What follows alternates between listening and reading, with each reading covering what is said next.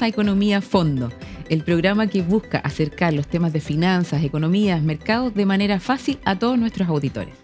Hoy día nos encontramos con un economista muy conocido, muy reputado, que es José Gregorio. José, bienvenido a Economía a Fondo, gracias por acompañarnos. Hola, mucho gusto estar aquí. Encantado nosotros también de tener a José. Bueno, un breve resumen de tu extensa carrera, José. Tú fuiste expresidente del Banco Central, triministro, ¿no? De Energía, Economía, perdón, sí, bien digo, Energía, Economía y Minería del gobierno de la administración de don Ricardo Lagos. Además, decano de la Facultad de Economía de la Universidad de Chile, ¿no es cierto? Y académico, investigador, corredor también, deportista. Muy bienvenido. Muchas gracias por acompañarnos. Queremos hablar hoy día de manera simple, como les decía, sobre los temas de la economía, qué nos está pasando, cómo está el entorno económico de nuestro país, también de nuestros vecinos, porque nos afecta efectivamente cómo también se están comportando, cómo se comporta la economía en los países hermanos, ¿no es cierto? Y hablar del IMASEC. Hace pocos días salió la nueva cifra del IMASEC, supimos el dato. El IMASEC es el Índice Mensual de Actividad Económica, por si acaso no sabían el significado de sus siglas, ¿no es cierto?, que cayó un 0,9% en el mes de agosto. Es la cuarta peor cifra en el año, José. ¿Cuál es tu opinión al respecto? ¿Por qué crees que pasó esta caída bastante inesperada por lo demás dentro del mercado? Mira, a mí es importante el IMASEC mes a mes porque eso va actualizando nuestras proyecciones. Uh-huh. Pero eso no cambia el tema más de fondo. El IMASEC, como tú dijiste, es nuestro índice de producción mensual. Uh-huh. El índice de producción anual es el PIB, el Producto Interno Bruto, y el IMASEC es casi todo el PIB, pero como es mensual no contabiliza muchas cosas. Pero okay, es una manera de poder saber qué pasa mes a mes en la economía. Claro. El PIB se inventó para la Gran Depresión, antes no se medía, y después se empezó. Y después empezamos a medir índices mensuales, con un poquito de atraso también. Pero si yo tuviera que hacer un gráfico para que se imaginen nuestros auditores, nosotros tuvimos una caída muy fuerte para la pandemia el año 2020.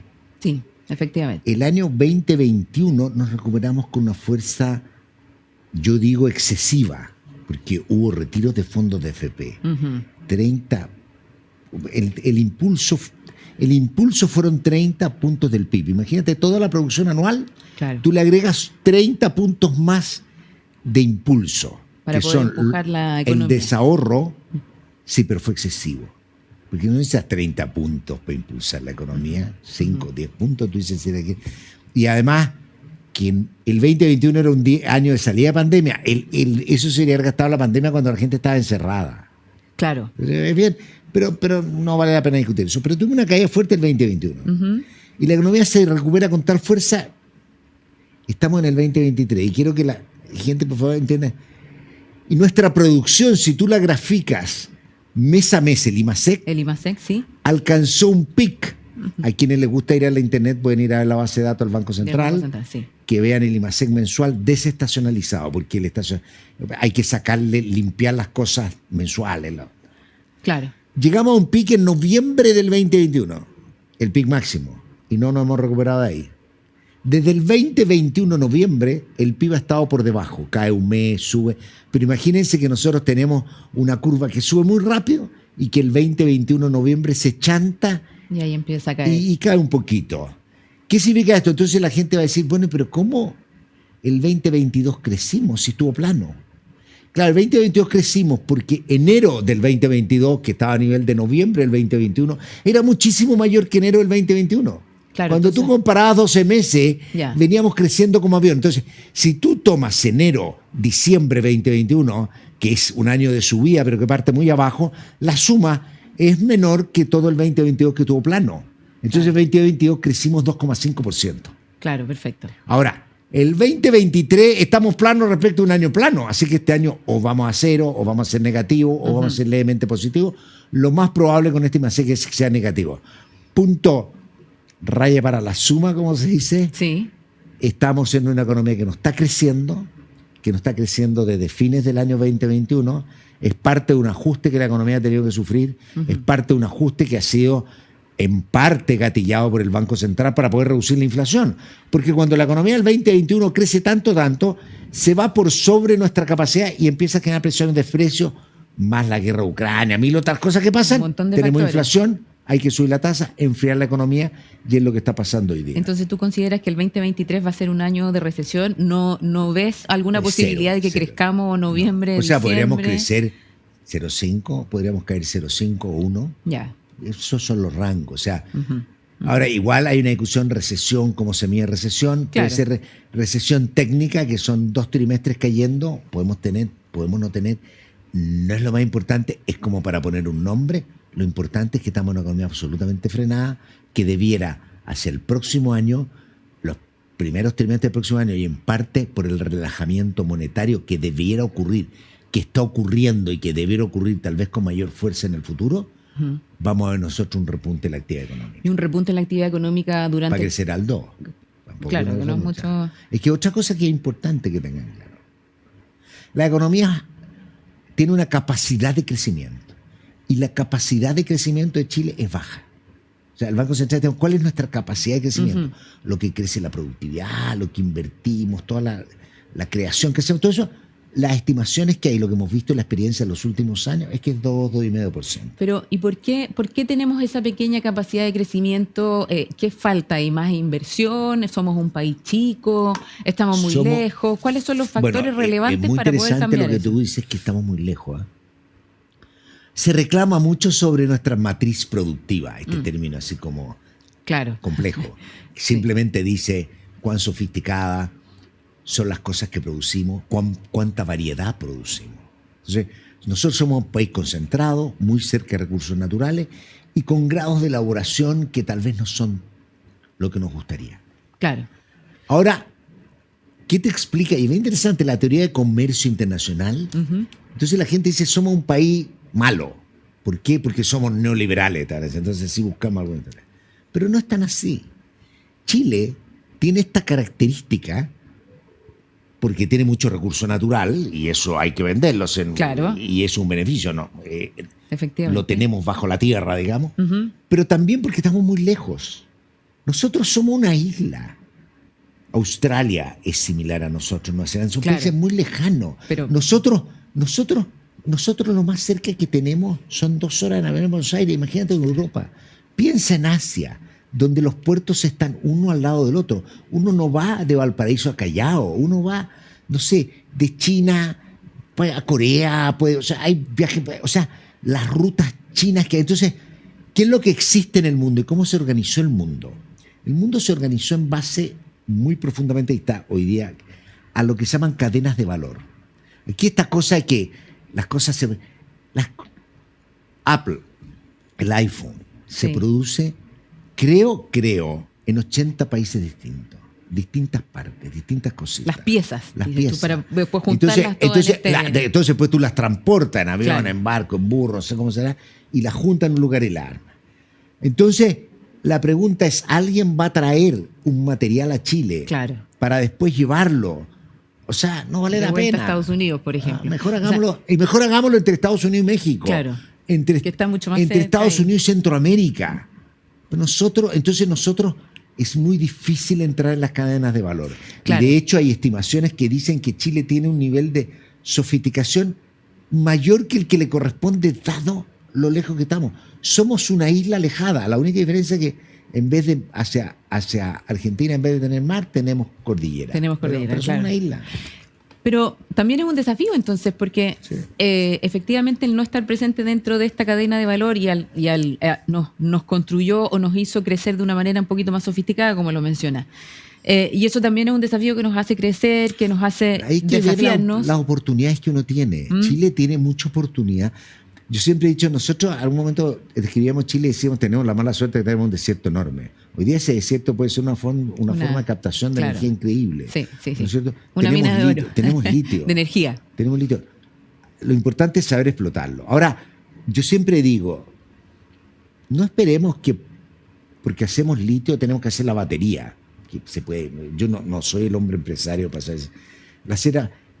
El mundo, las empresas nosotros crecimos en un mundo en el cual nos enseñaron, o no, el mundo del, entonces el mundo de la antigüedad, de la sustitución de importaciones, decían, los países desarrollados producen lo sofisticado y los países en desarrollo hacen la materia prima. Eso es un cuento. No es así como funciona la empresa. Las empresas producen donde es más barato para sacar más utilidades. Punto. Entonces, si una empresa dice, mira, a mí me conviene hacer eso en Chile o me conviene...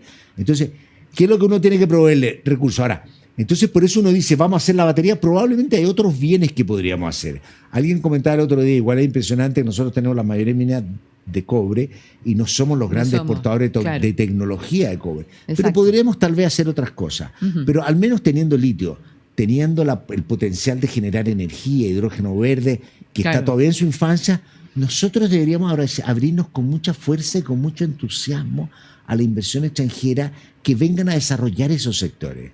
Siempre la gente dice, no, es que mejor que el litio lo hagamos nosotros porque así nos quedamos con toda la plata. Claro, pero eso es que tú tienes que poner capital. Si esto es quien pone capital. Claro. O sea, es que para que entiendan nuestros auditores, esto es como que si alguien tiene, si alguno de nuestros auditores tiene la suerte de descubrir litio en su jardín, entonces, ¿qué va a hacer este? Va a decir, van a conversar en la familia y decir, ya vamos a buscar un maquinario. Es mucho más fácil decir, ¿sabe qué?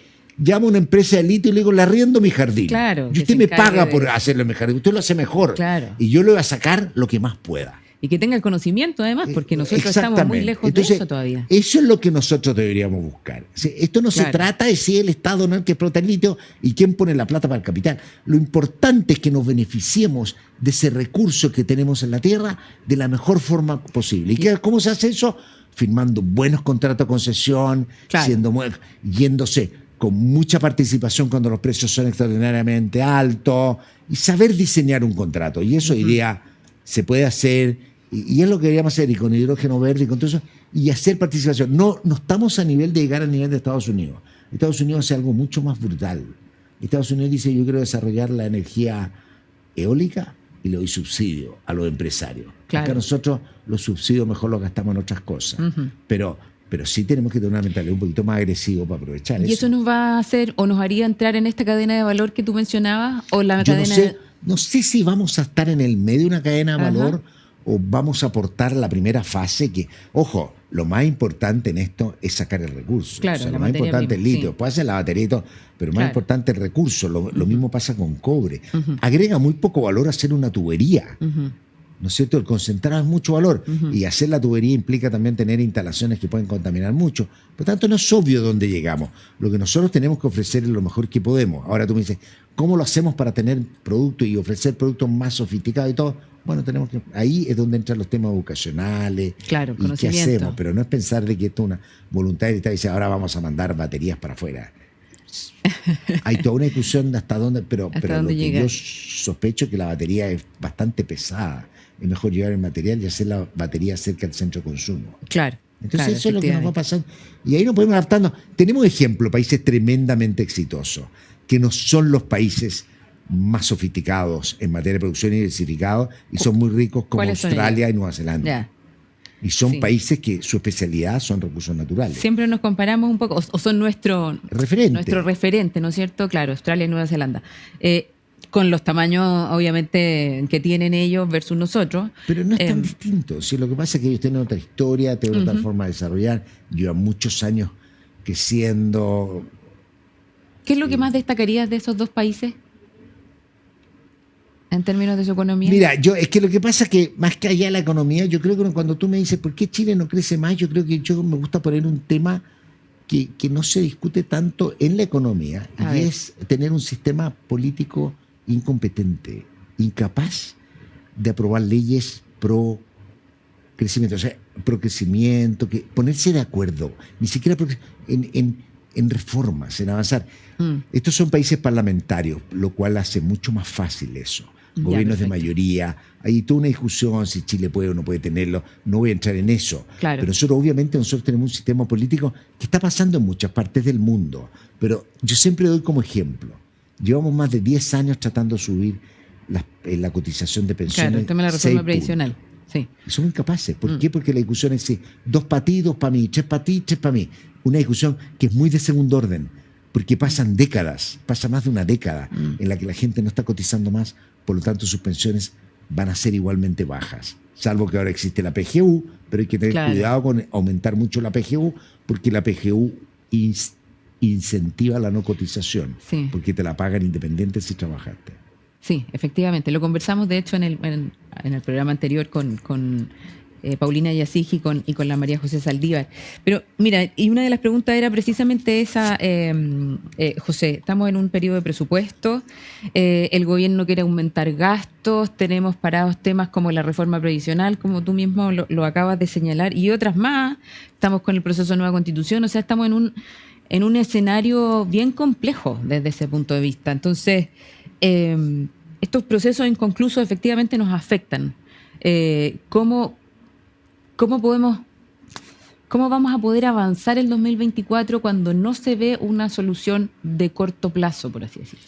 Aquí hay varias cosas.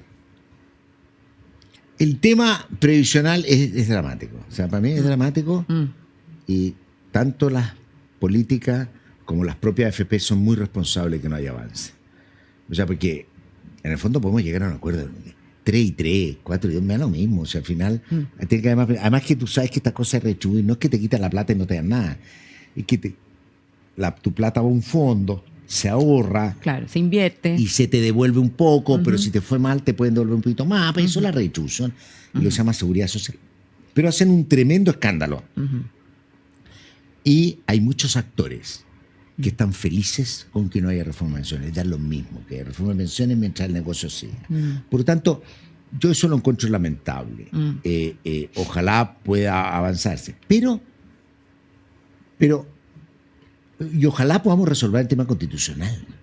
Porque Chile tuvo un estallido social, a mí me gusta contarlo así, tuvo un estallido social. Y cuando los economistas chilenos, yo que viajo mucho y hablo mucho afuera, salíamos cerca del estallido social, la gente te miraba y te decían, pensábamos que tu país era un tigre, y la verdad que una estafa. Está incendiándose por los 4 costados porque lo que hicieron en 30 años a nadie le gusta. Esa era como, entonces uno salía como decir, bueno, trataba de explicarlo. Claro. Pero después, nosotros hicimos la solución institucional.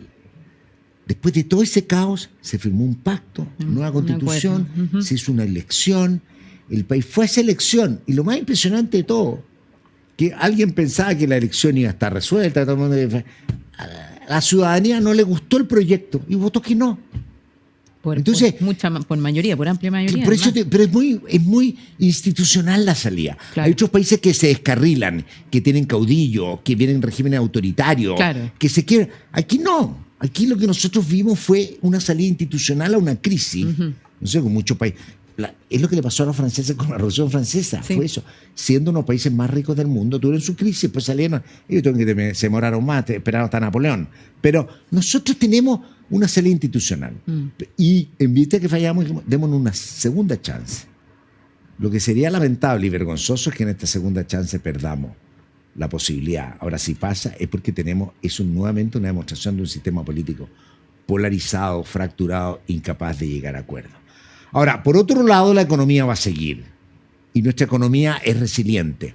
No crece mucho, pero tampoco va a tener crisis, ni le va a pasar nada. Esto de que cuando la gente decía, no, es que va a salir Boric y vamos a caer, no, es que después el estallido social viene el colapso. Claro. Imagínate que incluso crecimos a 3%, que puede haber sido mucho promedio, los 2 años de pandemia.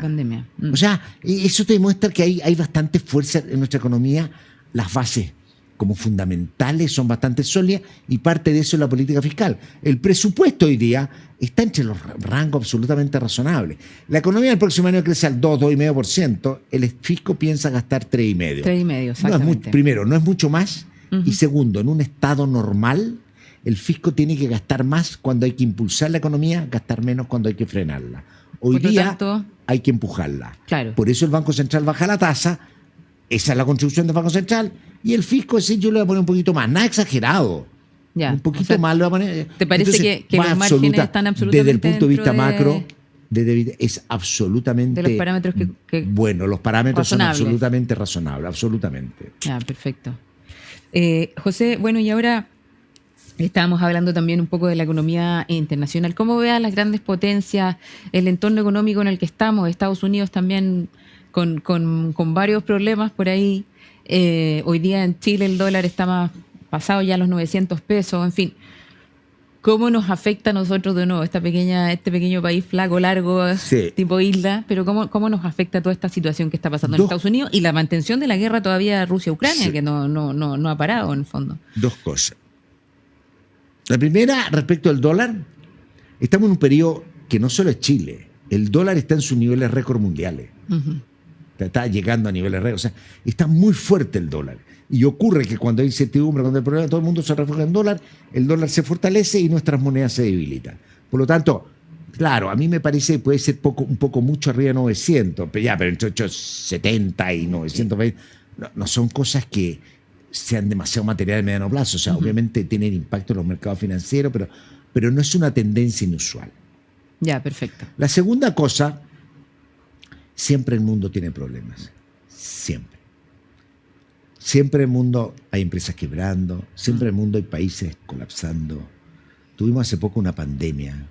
A mí me tocó dirigir el Banco Central cuando tuve una crisis financiera de primer orden. Después de la crisis financiera vino una crisis en Grecia que casi tumba el euro. O sea, si yo estoy diciendo siempre, es raro encontrar 3 años sin problema. Claro. ¿Cuál es el paz. problema mundial hoy día? Tú dices, sí, que Trump puede ser presidente de Estados Unidos, más bien un problema político. No, pero no va a descarrilar a Estados Unidos. Entonces, más allá de que es bien interesante hoy día las discrepancias, y hay estudios de economía. Las discrepancias son mucho menos en lo económico y mucho más en cosas culturales y sociales. Por eso es tan polarizado el mundo respecto del aborto, respecto de los derechos de las minorías, ¿no es cierto?, respecto a la inmigración. Esa es la polarización que se crea y que hace elecciones políticas muy de vida o muerte, pero las economías siguen flotando. O sea, son de carácter, esas divisiones son más de carácter, por así decirlo, de valórico, moral, Valórico, cultural, social, pero en lo económico seguimos flotando. Entonces Estados Unidos probablemente tenga una recesión próximamente o crezca mucho menos. El Fondo Monetario estima que va a crecer menos porque venimos saliendo de un periodo inflacionario. Pero veamos el lado positivo. La inflación en el mundo entero está cayendo. El año pasado llegamos a tener 14% de inflación. Sí. Y hoy día estamos con registros mensuales. Llevamos acumulado menos de 3% en el año. Y estamos con registros mensuales del orden de 3%. O sea, después de haber tenido 14% de inflación, nuestra inflación se ha normalizado. En el grueso del mundo llegaron a tasas cercanas al 10%, algunos la superaron, hoy día vienen de vuelta. Es un tremendo beneficio para la gente que no se valora y con todos los problemas no se olvida. Pero acuérdate que hace un año de inflación mensual 1%, 1 y tanto por ciento. Aquí no puede pasar un mes, pero estamos con inflaciones más. Y que un tremendo éxito para las políticas monetarias del mundo y la banca central. Segundo, tenemos un gran riesgo y es China. Y la gente está muy preocupada por China. ¿Por qué? Porque a China le pasa lo que le ha pasado a Japón, lo que le pasó a Estados Unidos, que en un periodo de mucho boom se acumula mucho desbalance en el sector inmobiliario. Entonces en China hay mucha oferta. Se pusieron a vender mucha oferta en verde. En verde, perfecto. Quebraron y no hay nada que entregar. Evergrande, que el mayor, está preso hasta el chairman, ¿no es cierto? Exacto. Y son miles de mil. Acá pueden ser 100 millones de dólares, pero en un país de más de 1.000 millones de personas son miles de millones de dólares. Claro. Entonces, esta empresa colapsa y eso afecta y tiene efectos encadenados sobre el resto de la economía. Claro. Sin embargo, hay dos cosas que hay que tener en cuenta. La primera, ¿contamina esto al sistema financiero o no? Pues lo que pasó en Estados Unidos con la crisis subprime. Así es. Las hipotecas contaminaron el sistema financiero, se vinieron de espalda a bancos, y cuando contamina el sistema financiero, esto se esparce por toda la economía. Si está constreñido, yo creo que en Japón, en China lo tienen relativamente constreñido. Ya. Ahora, ¿cuál es el segundo problema que viene? Es la japonización, que todo el mundo habla. ¿Qué pasó? Japón ¿Qué es un país que creció. Japón es un país que desde la Segunda Guerra, desde que sale de la Segunda Guerra, al año 90 parte como una economía bastante pobre, uno de los mayores éxitos económicos de la historia, y el año 90 llega a tener ingreso per cápita como el de Estados Unidos. Una de las economías de mayor progreso en la historia de la humanidad. Llega y el 90 tiene crisis inmobiliaria, crisis accionaria, y se frena y deja de crecer hoy día. ¿Y qué es lo que ocurre en esos casos? Los gobiernos, para que no quiebre y no colapse el sistema, empiezan a darle salvavidas a empresas zombie. Creaba acceso en empresas como que no debieran existir, pero que uno las va apoyando para que no provoque más problemas. Claro, para que no haya y una quedemos caída en esa masiva. dinámica y quedamos quietos. Perfecto. Entonces, el temor es que China le pase eso, pero ojo, China ha crecido mucho, mucho, mucho. Hoy día el ingreso per cápita de China es 12.000, el de Estados Unidos 75.000. Tiene un tremendo trecho para seguir creciendo. Todavía. Entonces, no es que llega la japonización como que no hay productividad y colapsa. Le queda muchísimo a Japón, a China por delante. Así que sí, yo creo que China creciendo al 5%, no estábamos acostumbrados al 10%, pero Claro. hoy día al 5%. 5% siendo la segunda economía del mundo y estando muy cerca de Estados Unidos. En 10 años más seguro va a ser más grande que Estados Unidos si sigue creciendo al 5%. Por lo tanto, el impulso que le pone a la economía mundial, yo no sobredimensionaría los problemas de China sin despreciarlos. Y además que a nosotros nos afectan porque demandan mucho de nuestros bienes. Exacto, de nuestra materia prima. Pero nuestras materias primas hoy día tienen otra salida y que es la descarbonización. Hay mucha demanda por cobre porque es el mejor conductor eléctrico. Así es. Entonces, al final, sí, hay un mundo riesgoso. Si yo quisiera que tú me invitaras todas las semanas, yo te pondría y te diría que va a colapsar. Y todas las semanas te explico por qué no colapsó y qué va a colapsar. Pero la verdad es que hay que... O sea, el mundo tiene problemas, va a haber crisis, va a haber problemas, pero somos resistentes. aún bajo control. Tuvimos la crisis financiera internacional y caímos un par de puntos del PIB. Sí. Tuvimos la crisis del COVID, caímos a 6, crecimos a 12. Tuvimos la crisis del COVID. Yo siempre digo a la gente, pues dígame, siempre digo, mira, el año 2019 produjimos 100. El año 2020 pasamos 3 meses al menos encerrados. Al menos. Sí. 3 meses, no podíamos salir. Sí. Y si salíamos, íbamos, cuando nos cambiaban de etapa, ¿no es cierto?, con la fase, vacuna, claro. podíamos salir el fin de semana a caminar 2 horas a la calle. 3 meses, 4 meses, y produjimos 94. Claro, Somos no es una tan economía lento. resiliente. Sí, O sea, yo es creo que una- también hay que admirarse por el progreso económico, tecnológico, todo lo que pasa. No hay que estar tan negativos entonces Nunca. respecto a la economía. Nunca. José, encantada de tenerte en la Economía a Fondo. Muchas gracias. Conversamos de varios temas bastante claros, así que está absolutamente invitado para la próxima, para los próximos programas de todas maneras. Y bueno, nosotros ahora vamos a unos comerciales y volvemos pronto con más Economía a Fondo. ¿Sabías que la clave para una sonrisa saludable está en una buena higiene oral? En Curaprox lo sabemos y por esto te ofrecemos productos suizos premium para toda tu familia. Todos disponibles en curaprox.cl. ¿Te demandaron injustamente? En Defensoría del Empleador te defendemos de demandas abusivas e injustas. Protege lo que has construido con todo tu esfuerzo. Trabajemos juntos para el éxito y protección de tu empresa. Somos parte del grupo Salve su Empresa. Encuéntranos en defensoriadelempleador.cl. Agricultura TV.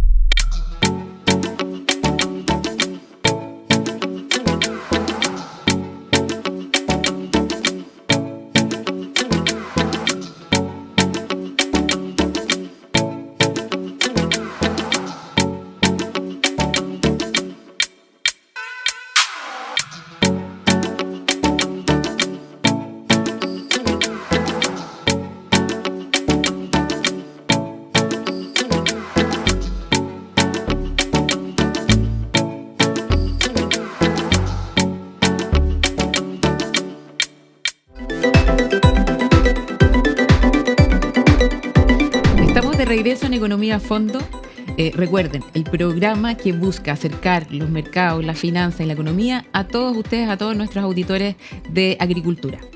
Y ahora nos encontramos con Francisca Yuneman, una abogada, presidenta ejecutiva de Chile Mujeres, y hoy día vamos a hablar de eso, por eso estamos juntas aquí en Economía a Fondo, pero además columnista, fuiste distinguida con el premio Ella Inspira, ¿sí? Sí. El año 2022, también has sido elegida entre las 100 mujeres líderes, eres miembro del Círculo de Personas de ICARE, tienes una trayectoria como bien profunda en el ámbito de las personas, del trabajo, fuiste subsecretaria también. No fui subsecretaria, trabajé en el Ministerio de la Mujer, que era el Ya. CENAM en ese entonces, pero no, fui Ya. asesora legislativa. Asesora legislativa, Sí. sí, ya. Entonces estaba buscamos esa información. Oye, pucha Francisca, muchas gracias por estar con nosotros. Vamos a hablar ahora de temas de género. Efectivamente hay unas brechas muy importantes salariales entre hombres y mujeres que trabajan formalmente e informalmente, y ustedes hicieron un estudio muy interesante que estuvimos revisando, que se llama Zoom de género, si no me equivoco. Sí, está perfecto. Está perfecto. Entonces queremos ahondar un poquito más en el tema. ¿Cuál es la idea del Zoom de género? ¿Qué es lo que aborda?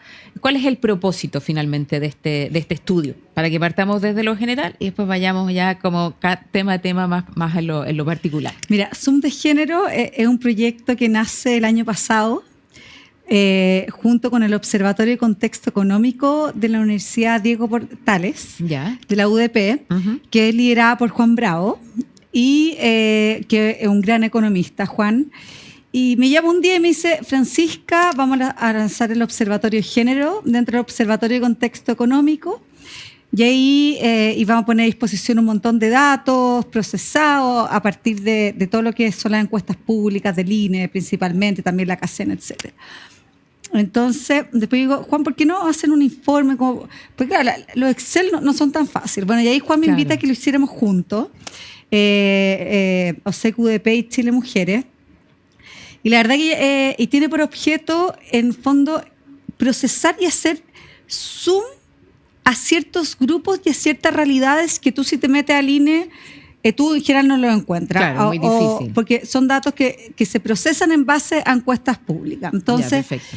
Y además por qué? que son tablas eternas que uno con suerte entiende muchas veces, ¿no? Claro, y entonces la idea es, nosotros dijimos, claro, porque generalmente uno habla ya de la realidad de las mujeres, ¿ya? Claro. Pero la verdad, cuando tú empiezas a hacer zoom en determinados grupos, la realidad te cambia completamente. O sea, por ejemplo, en un momento, entonces, ¿cómo tú vas a hacer buenas políticas públicas si tú no sabes cuál es el grupo que realmente necesita la ayuda? Perfecto. Entonces, te voy a poner un ejemplo. Bueno, y ahí nace este Zoom de género, que es justamente zoom a las brechas de género que existen y a los problemas del mercado laboral.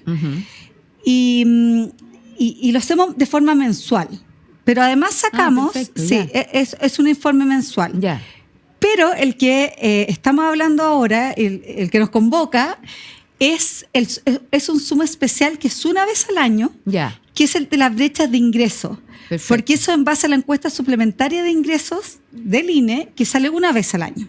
Ya. Entonces, si bien nosotros, cada vez que salen los informes del INE mensualmente, hacemos el Zoom de género, tenemos este especial que una vez al año, y además hacemos el Zoom de género estudio anual, que mide todo el año completo. Entonces, en marzo lanzamos con toda la radiografía del 2022, porque de repente mensualmente te van cambiando mucho las cosas. Claro. Lo importante que el Zoom especial de género sobre brechas de ingresos tiene una vigencia de un año y está recién lanzado el mes pasado. Ya, así que fantástico. está nuevito. Entonces podemos ver efectivamente ahí cuáles son las principales brechas salariales, ¿no es cierto?, entre hombres y mujeres. ¿Cuáles son las principales cifras del estudio? ¿Qué es lo que nos muestra en términos generales? Y ahí vamos también bajando. Mira, en términos generales, esto es súper importante saberlo. Son las brechas entre hombres y mujeres, ¿ya? Y nosotros lo que hacemos es ir viendo según distintos factores cómo están las brechas de ingresos entre hombres y mujeres. Pero no es según cuánto ganan por el mismo trabajo. Eso Ya, es súper perfecto. importante tenerlo claro. O sea, no es que cuando yo te diga las brechas, por ejemplo, las brechas de ingreso entre hombres y mujeres generales que nos muestra este Zoom de género, es que las mujeres tienen ingresos promedio menores en un 25,5% respecto de los hombres. Ya, pero no significa mismo cargo, mismo puesto, No. misma responsabilidad, misma profesión. No, Nada. eso no significa eso, pero Perfecto. sí que las mujeres en general tienen ingresos menores que, o sea, aquellas mujeres que trabajan Ajá. en promedio tienen ingresos en un 25,5% menos que los hombres. Ese es el dato como Ese es general. ese es el dato como general. Perfecto. Ya, pero lo que pasa es que después nosotros lo empezamos a desglosar en distintas cosas. Ya. Entonces, por ejemplo, a mí hay unos datos que a mí me gusta mucho destacar de este Zoom, que es con respecto a la formalidad, a la informalidad, Ya. cómo aumenta o baja según esto. Ya. También con respecto al nivel de calificación de la profesionales o laborales de las mujeres. Ya. Y también según la presencia de niños o niños menores de 3 años. O sea, ahí tú ves que las cifras cambian mucho. Ya, ¿ya? radicalmente. Ok. Claro, entonces, por ejemplo, si es que nosotros nos vamos, por ejemplo, al nivel de calificación, Ya. tú te das cuenta que a mayor calificación la brecha es mayor. ¿Ya? O sea, lo que uno debería pensar que a medida que las mujeres tienen mayor calificación Claro, laboral, las brechas vayan disminuyendo. claro, y a menor calificación, no sucede eso, todo lo contrario. Entonces, Ya, a mayor perfecto. calificación Claro. laboral es mayor la brecha de ingresos entre hombres y mujeres. ¿Qué significa? Que ¿A las qué se mujeres más debe? calificadas Sí. tienen ingresos promedio Más bajos. claro, menos en relación a los hombres, Claro. ¿te fijas? Entonces, bueno, eso es algo que es digno de análisis y preguntarse. Después no tenemos que preguntar las causas, Claro. después nos tenemos que preguntar cuáles serían las soluciones de políticas públicas y empresariales para solucionar. Exactamente. Ya, después, otro dato que es súper relevante, ya es el dato, ponte tú, con respecto a la formalidad. ¿Ya? Ya. O sea, si que nosotros nos vamos, la formalidad es un gran protector de la brecha salarial, de la brecha de ingresos. La formalidad. La formalidad, o sea, Ya. te disminuye y te baja un 23% cuando tú tienes formalidad, pero te aumenta inmediatamente a un 32% en los trabajos informales. Ya, perfecto. ¿Ya? Entonces, no solamente la mujer, además que las mujeres tienen más informalidad que los hombres, o sea, las mujeres que trabajan informales proporcionalmente son menos, o sea, son más que los hombres, ¿ya? Ya.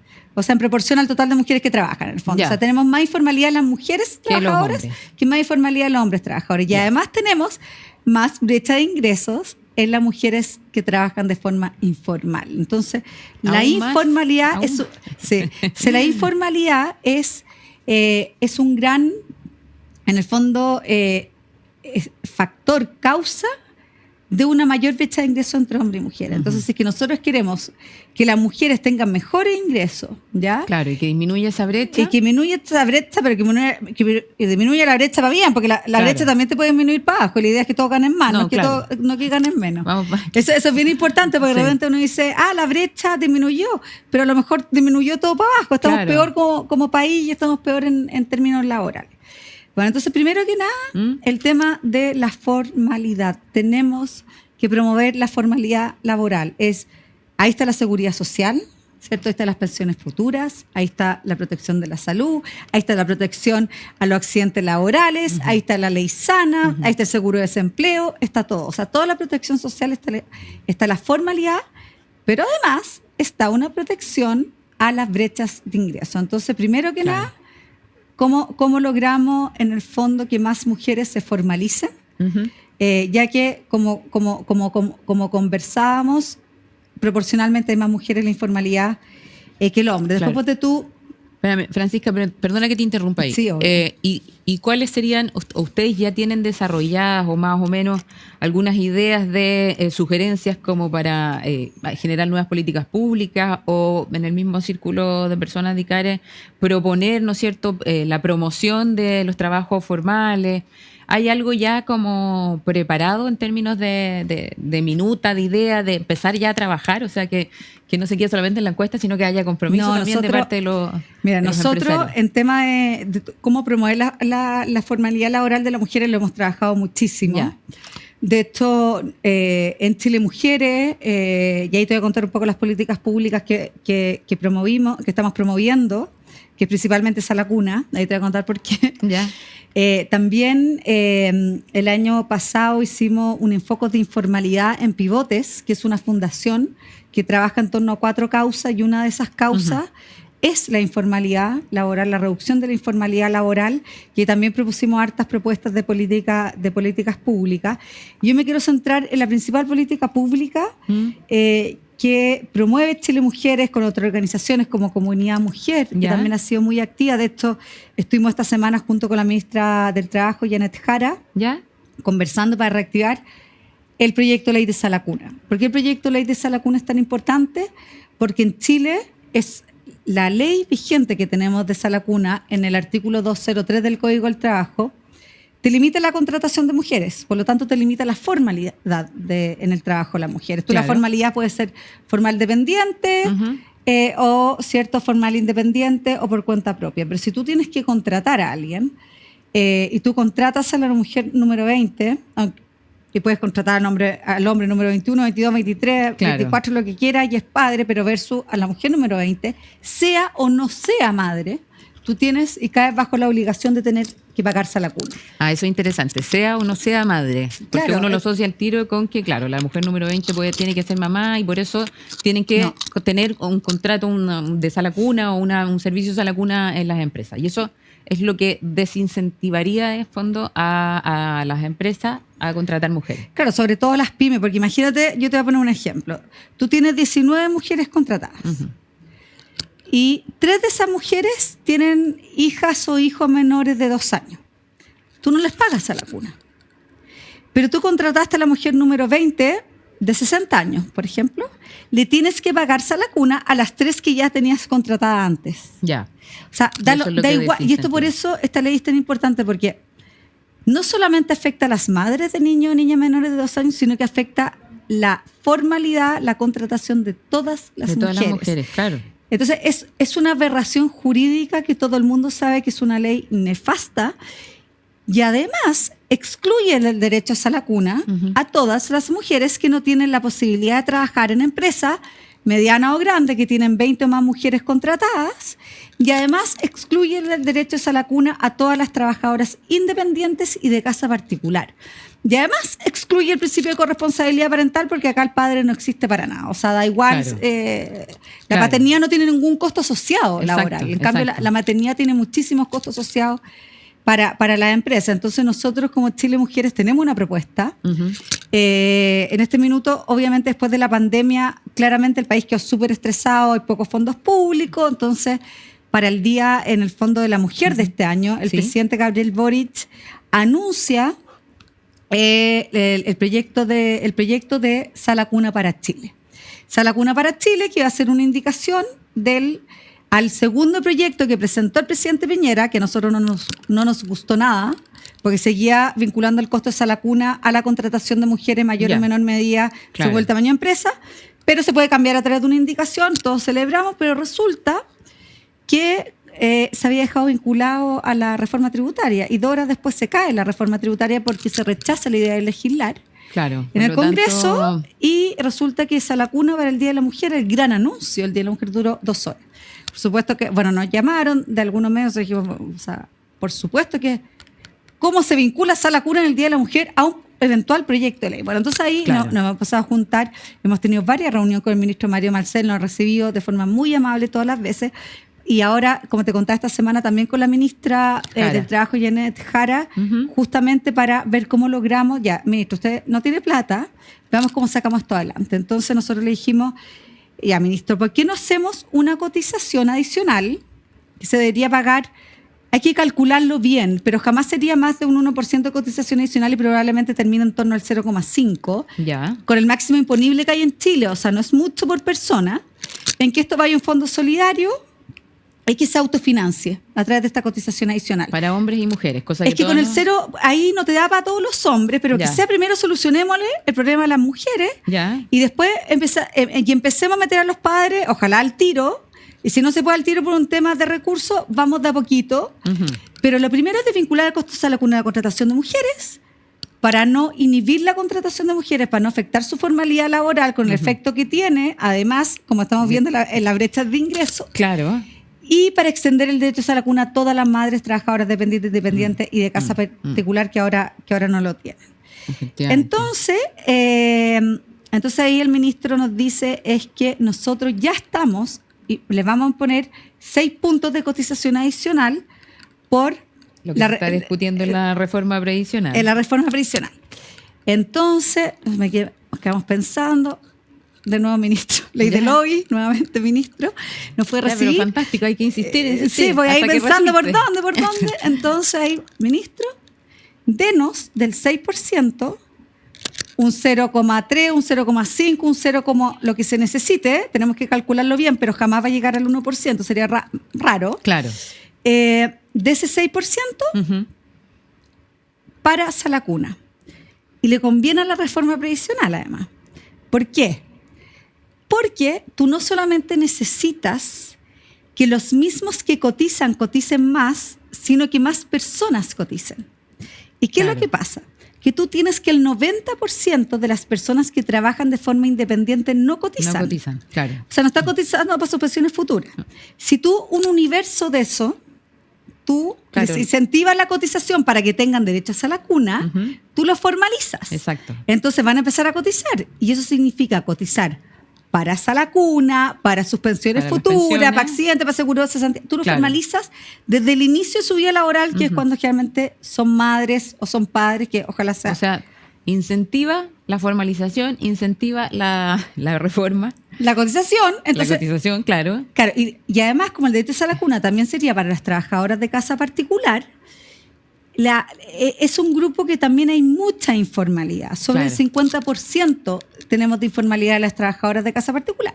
Otro incentivo para la formalización. ¿Por qué? Porque tendrían derechos a la cuna y al empezar a cotizar, además estarían cotizando para sus pensiones. Entonces tú amplías el universo de personas que van a cotizar para pensiones futuras y además sacas a la cuna. Entonces lo que queremos es que estamos dando la pelea para que se acoja, que hace todo el sentido. Nosotros en cada espacio que lo ponemos es lógico. Parece lógico, es un círculo virtuoso, se mejoran las pensiones, se gana por todos lados, porque tú dices, claro, le estás quitando a los 6 puntos, tú le estás quitando algo, pero en verdad estás ampliando el universo de cotizantes. También, claro. Entonces, estás ganando por todos lados, está ganando el PIB, porque la mejor forma de mejorar el PIB y por lo tanto recaudar más para... Estamos hablando también de reforma tributaria, por otro lado, es mejorar la participación laboral femenina. No hay herramienta para mejorar el PIB que aumentar la participación laboral. Nosotros vivimos en un país donde menos de la mitad de las mujeres tienen un trabajo remunerado. O sea, imagínate toda la oportunidad de crecimiento que hay para toda el país. Esa fuerza laboral femenina, en el fondo, que hoy día no se está aprovechando. Claro, o sea, si tú me preguntas dónde está uno de los grandes potenciales de crecimiento para Chile, está en el crecimiento de la participación laboral femenina. Entonces no hay nada que te convenga más desde todos los puntos de vista económicos que invertir en eso. Que ¿Te fomentarlo, fijas? claro. Oye, ¿y qué les dijo el ministro? No, que lo iban a evaluar. Así que estamos esperando la evaluación. Claro. Va el proyecto. Un saludo para que eso... no. De aquí y la ministra también nos dijo que lo iban a evaluar. Y supuestamente aquí a final de año ya debiese estar ya presentada la propuesta de sala cuna nueva. Así que estamos. En eso estamos. Ahí con los dedos cruzados, ¿no es cierto? Que nos vaya bien. ¿Ah? Sí. Oye, aprovecho de preguntarte respecto de las brechas laborales, porque estamos hablando de, en el fondo, la formalización y la informalización. Pero también tenemos dentro de la formalización la jornada completa y la jornada parcial. Ahí también se encontraron diferencias, digamos, brechas entre hombres y mujeres. Se castiga mucho la jornada parcial. ¿Por qué? ¿Por qué se castiga? Se castiga mucho la jornada parcial porque en el fondo hay un tema con la jornada parcial. Finalmente tú con tal de trabajar un poco estás dispuesta a ceder mucho, ¿te fijas? Y también hay castigos asociados a la contratación de las jornadas parciales, porque en el fondo hay cotizaciones asociadas. Por ejemplo, volviendo al tema de sala cuna, ahí nosotros vemos que imagínate, les quiero poner un ejemplo. Imagínate que tú tienes que pagar 300.000 pesos por sala cuna. Sí. Imagínate una persona que tiene un sueldo. Estamos hablando que las mujeres tienen en promedio, de acuerdo a este Zoom de género brecha de ingresos, las mujeres formales tienen un ingreso promedio mensual aproximadamente de 750.000 pesos. Ya. Súmale eso a la cuna. Súmale a eso, a lo mejor incluso que ganan menos por jornada parcial. Entonces, si son promedio 750, ponte tú, ya, no creo que tenemos el sueldo mínimo, ya ponte tú que estén ganando en una jornada parcial 700.000 pesos, ¿ya? Súmale 300.000 pesos por sala cuna. Tú de 700.000 pesos pasas a 300.000 pesos. O una jornada parcial de, imagínate, 500.000 pesos. Se te sube 800.000 pesos. Claro. O una jornada parcial de 300.000 pesos, porque acuérdate, el sueldo mínimo se reduce proporcionalmente según la jornada. Se te podría duplicar. Claro. Se te podría duplicar el sueldo por sala cuna. Estamos hablando de los ingresos, ojalá eso no fuera los ingresos. Pero podríamos pensar que una persona por jornada parcial en Chile pudiese ganar 300.000 pesos. Sí, podría ganar 300.000 pesos. Y se te puede incluso duplicar el sueldo. Claro, entonces ahí es no hay feroz. ningún incentivo. O sea, para la contratación de personas por media jornada y tampoco... Entonces imagínate qué probabilidad hay. Claro. Que tú te dices, ya, yo quiero una jornada parcial. Imagínate en un trabajo de poca calificación. Entonces pongámosle que tiene un sueldo de 500.000 pesos por media jornada. Entonces tú dices, ya, y tiene hijos, que no deberías preguntarlo porque está prohibido por nuestro código del trabajo, ya pero se entera. Claro. Entonces, es que si yo te hago contrato, te voy a tener que pagar 800.000 pesos en vez de 500.000 pesos. Yo soy una pyme, yo no te puedo. ¿Quieres trabajar?